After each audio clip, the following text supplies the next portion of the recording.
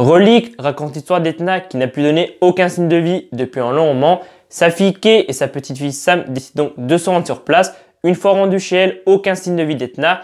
Elle décide donc de rester pour faire des recherches plus poussées. Quand un matin, en se réveillant, Edna est revenue, mais petit à petit, son comportement est très bizarre et troublant. Salut à tous, j'espère que vous allez bien. Comme vous avez pu voir en cliquant sur la vidéo, on se retrouve aujourd'hui pour une critique cinéma. Ça fait extrêmement longtemps que je n'ai pas fait de critique cinéma, mais aussi que j'ai pas fait de cinéma sur cette chaîne. La dernière critique cinéma que j'ai sortie, c'était au début d'année, c'était la critique de Play, donc le film qui est juste là, voilà, ce film-là. Si vous l'avez pas vu, clairement, allez voir ce qu'il est excellent. Voilà, je dis juste comme ça. Et après, il y a eu l'émission CAC où je m'étais un peu perdu parce que c'était après le confinement, enfin c'était pendant et après le confinement. Et très rapidement, je dis juste que l'émission CAC reviendra en 2021, mais sous une autre forme. Je suis en train de retravailler un peu ce format d'émission parce que j'avais une bonne idée, mais j'avais un peu fait de la merde, clairement, on va pas se mentir. Et donc, il y a quelques temps aussi, je suis revenu sur YouTube et j'ai dit que j'arrêtais pour l'instant les critiques cinéma pour cette année et peut-être aussi pour 2021. Mais de temps en temps, clairement, ça serait vraiment spécial quand vraiment un film ou une série me plaisait vraiment énormément. J'en ferai potentiellement la critique sur ma chaîne YouTube, sur sa chaîne principale, parce que j'ai aussi une chaîne secondaire, mais ouais, sur sa chaîne principale. Et clairement, si vous regardez cette vidéo aujourd'hui, vous en doutez, il y a un film que j'ai énormément aimé. C'est le film que je vous parlais dans quelques minutes, enfin dans quelques secondes plus tôt.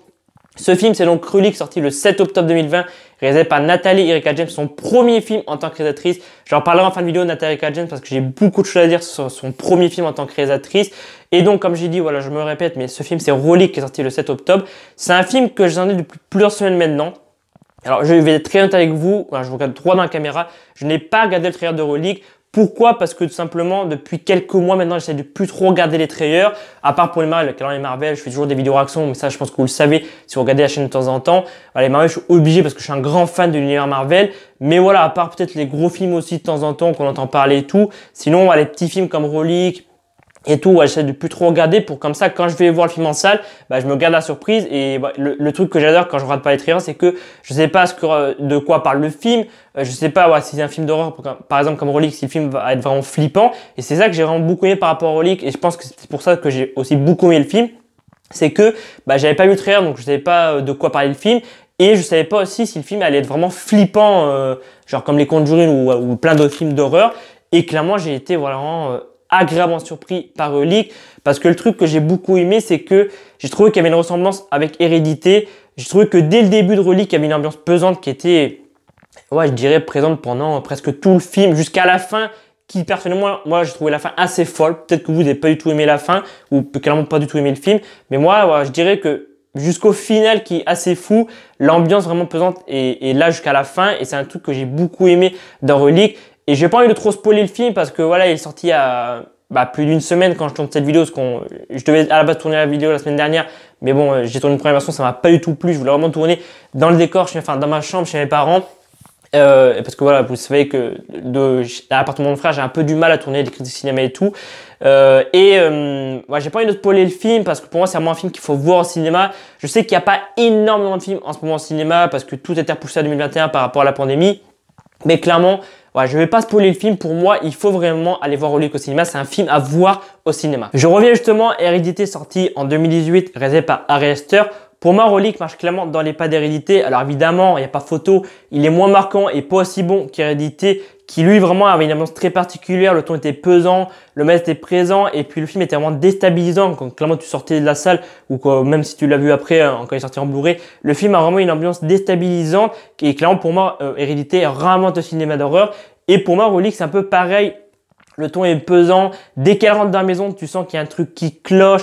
L'ambiance est grisâtre et puis voilà, c'est assez intriguant aussi comme Hérédité parce que comme Hérédité, clairement tu essaies de comprendre ce qui se passe parce que dès qu'il rentre dans la maison, c'est assez spécial comme film. Il faut vraiment aller voir ce cinéma pour moi. Voilà, c'est assez intriguant, tu essaies de comprendre qu'est-ce qui s'est passé par rapport à la grand-mère, pourquoi elle a disparu, pourquoi du jour au lendemain, clairement elle est revenue, où c'est qu'elle est partie, tu vois, c'est assez intriguant. Et clairement, je le dis, pour moi, Relic fait clairement partie des films qui ont inventé le cinéma d'horreur, donc comme Get Out, Hérédité, Midsommar, It Follow et plein d'autres films. Vraiment, il y a beaucoup de réalisateurs et réalisatrices ces dernières années qui réinventent le cinéma d'horreur. Certains sont mis en avant, d'autres sont pas trop mis en avant. Bon, voilà, Jordan Peele, il était mis en avant avec Get Out, avec Us. Dernièrement, Antebellum, je crois, mais il est juste scénariste ou producteur, je sais pas trop, j'ai pas encore vu le film. Parce que voilà, il me tentait pas plus que ça. Et puis voilà, après on a aussi Ari Aster avec Hérédité qui a clairement inventé le cinéma d'horreur. Midsommar, clairement pour moi qui est encore meilleur qu'Hérédité parce qu'il a fait quand même un film d'horreur psychologique de jour. Et clairement ça c'est un truc de ouf. Voilà, Midsommar, clairement si vous l'avez pas vu, allez le voir sans déconner les gars.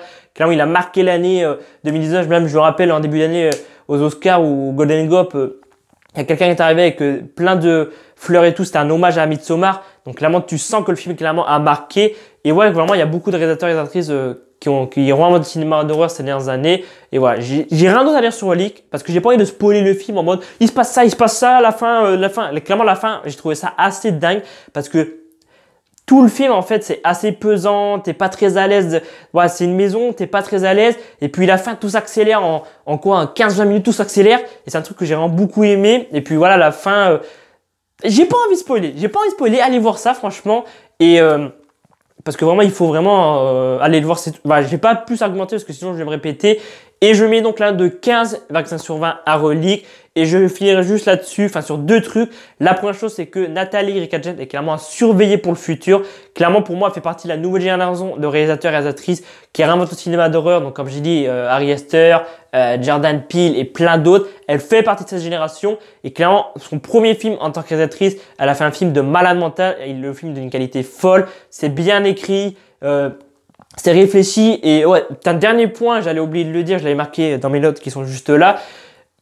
Relique ne fait justement pas partie des films comme Conjuring, voilà, comme les Conjuring, Annabelle et tout, où il va y avoir justement des jumpscares à tout va. Peut-être que voilà, vous allez voir des films d'horreur pour qu'il y ait des jumpscares, mais clairement, ou peut-être que vous en avez marre, comme moi, des Conjuring et tout, il y a des jumpscares à tout va. Relique, clairement, je le dis, je regarde droit dans la caméra, droit dans les yeux.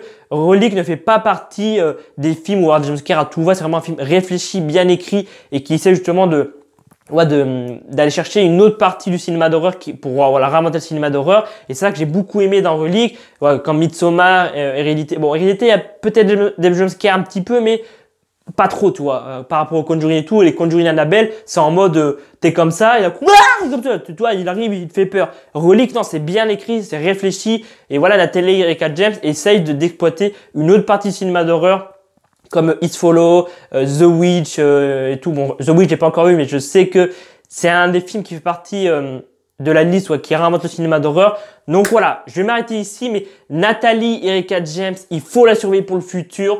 Je l'ai dit encore une dernière fois, Relique, c'est pas un film où il y aura jumpscare à tout va. C'est vraiment hyper bien réfléchi. Et vraiment, pour moi, c'est vraiment un excellent film d'horreur. Et dernière chose que je voulais dire, j'aurai une minute vite fait. Dernière chose que je voulais dire. Ah oui, dernière chose que je voulais dire. Je sais qu'il n'y a pas beaucoup de films en ce moment au cinéma. Voilà, il y a eu Tenet dernièrement. Tout le monde dit oui, c'est lui qui va sauver le cinéma et tout. Finalement, bah clairement, 300 millions en 2 mois, clairement. Il est sorti au mois d'août, juillet, je sais plus trop. Juillet, ouais, il est sorti. Non, août. Ouais, il est sorti au mois d'août, si je me rappelle bien. 300 millions en 2 mois, alors qu'à la base, le film était, je pense, destiné, sans la pandémie, à 1 milliard. Clairement, il aurait peut-être pas fait le milliard, mais je pense qu'il aurait été pas loin du milliard. Et voilà, après, tout a été décalé à 2021 avec la pandémie. Et je sais qu'il y a très peu de films au cinéma qui donnent envie. Mais clairement, il faut soutenir le cinéma en cette période difficile. Voilà, le streaming, clairement, prend de plus en plus d'ampleur. On a pu le voir avec Disney, qui ont mis Mulan, qui vont mettre sous le nouveau Disney Pixar au mois de novembre sur la plateforme. Voilà, le cinéma vit des moments difficiles. Il faut les soutenir, il faut aller voir les films comme Relique. Il n'y a pas que Relique, clairement, il y a beaucoup de films dernièrement que j'ai envie de voir. Il y a 4 Gillionnaires. Je crois, si je me trompe pas, je mets l'affiche ici ou ici. Je sais pas si j'ai envie Relique. Voilà, il y a 4 Gillionnaires. Vraiment, il y a énormément de films en ce moment qui méritent d'être vus. Mais voilà, il n'y a pas énormément de films, donc on se dit, ah, il n'y a pas beaucoup de films. Voilà, les gros films et tout sont poussés à 2021. Il faut clairement aller soutenir le cinéma en ce moment, en cette période difficile. Clairement, parce que de plus en plus, clairement, moi j'ai l'impression qu'on se dirige clairement vers l'ère du streaming. Bon, ça fait quelques années, mais voilà, par rapport à la pandémie, clairement, bah, les cinémas vivent une période difficile. Il y a de moins en moins de films. Tous les films sont décalés à l'année prochaine. Les plateformes comme Disney, Netflix aussi rachètent des films qui doivent sortir au cinéma. Donc c'est assez difficile pour le cinéma. Donc clairement, allez voir s'il y a Relique au cinéma ou si vraiment il y a un film que vous tente, allez le voir au cinéma pour soutenir le cinéma. Et moi, je vais m'arrêter ici parce que je pense que la critique dure assez longtemps. En plus, voilà, j'ai dit des trucs que j'avais pas notés dans mes notes, mais c'est la vérité. Clairement, le cinéma, il est une période difficile, et même s'il n'y a pas des films de ouf, il faut Voilà, il n'y a pas des films ouf, clairement, ça je vais pas mentir, il y a des films, clairement, il n'y a pas des blockbusters et tout, comme on s'attendait et tout. Il y a des films, mais on n'entend pas beaucoup parler parce que c'est pas des blockbusters et tout à haut budget. Donc voilà, s'il y a un film qui vous plaît, n'hésitez pas à aller le voir au cinéma. Si bien évidemment vous pouvez, si clairement vous n'avez pas le budget pour, bah clairement, bah tant pis, mais si vous pouvez, clairement, aller soutenir les petits films qu'on a en ce moment au cinéma, allez soutenir les cinémas. Donc voilà, moi je vais m'arrêter ici parce que sinon je vais faire un débat de 20 minutes. Il faut se dire aussi les et tout. Donc voilà, en tout cas j'espère que cette critique de Rolly vous aura plu. J'espère que j'espère que je vous aurai donné envie d'aller voir le film. Moi je vous dis à très bientôt pour peut-être une nouvelle critique cinéma ou une nouvelle critique série. Clairement c'est un film qui me plaît dans la semaine qui viennent, avant la fin d'année ou l'année prochaine, ou même une série qui me plaît. Peut-être que j'en ferai la critique sur la chaîne. Donc voilà, j'espère qu'en tout cas cette critique vous aura plu. Moi je vous dis à très vite pour une nouvelle vidéo. C'était Alboref, à bientôt.